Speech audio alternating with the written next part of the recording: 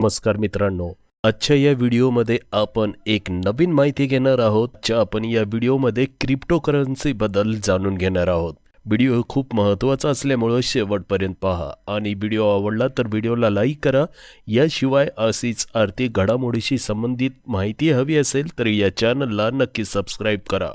मित्रांनो, नुकत्याच झालेल्या अध्यक्षीय निवडणुकीत डोनाल्ड ट्रम्प यांच्या ऐतिहासिक विजयाचा व्यापक परिणाम दिसू लागला आहे. ट्रम्प यांच्या विजयानंतर जवळपास सर्वच क्रिप्टोकरन्सीमध्ये बदल दिसून येत आहेत. पण काही क्रिप्टोकरन्सी आहेत ज्यांना ट्रम्पच्या विजयानंतर गती मिळाली आहे. डोगेकॉइनने फक्त एकाच दिवसात 45% वाढ नोंदवली आणि त्याची किंमत $0.4037 वर पोहोचली.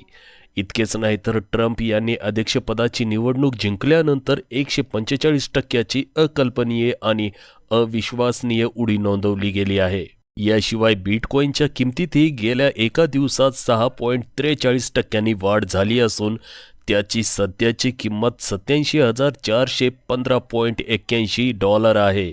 गेल्या 7 दिवसाबद्दल बोलायचे झाले तर बिटकॉइनची किंमत 27% वाढली आहे. गेल्या आठवड्यात मेमेकॉइन 30.5% आणि इथेरियम 40% वाढले आहे. आता जाणून घेऊया भारतात क्रिप्टोकरन्सीचे नियम काय आहेत. तर मित्रांनो, भारतात क्रिप्टोकरन्सी खरेदी करणे पूर्णपणे कायदेशीर आहे. तथापि तुम्हाला पूर्णपणे काळजी घेणे आवश्यक आहे की ते भारतात चलन म्हणून वापरले जाऊ शकणार नाही. ते केवळ गुंतवणूक उत्पादन आहे. भारतात क्रिप्टोकरन्सी फक्त नोंदणीकृत एक्सचेंजेसमधून खरेदी केल्या जाऊ शकते. रिझर्व्ह बँक ऑफ इंडियाने यापूर्वीच सांगितले आहे की कोणत्याही व्यक्तीने क्रिप्टोकरन्सीमध्ये स्वतःच्या जिम्मेदारीने आणि जोखमीने व्यवहार करावा. जाणून घेऊया भारतात क्रिप्टोकरन्सीवर कर नियम काय आहेत. तर मित्रांनो, भारतात क्रिप्टोकरन्सीमध्ये गुंतवणूक करणाऱ्या लोकांसाठी खूप कडक कर नियम बनवलेले आहेत. क्रिप्टोकरन्सी विकून तुम्ही कितीही मुनाफा कमावला तर तुम्हाला त्यावर 30% कर भरावा लागेल. एवढेच नाही तर तुम्हाला या व्यवहारांवर 1% TDS स्वतंत्रपणे भरावा लागेल.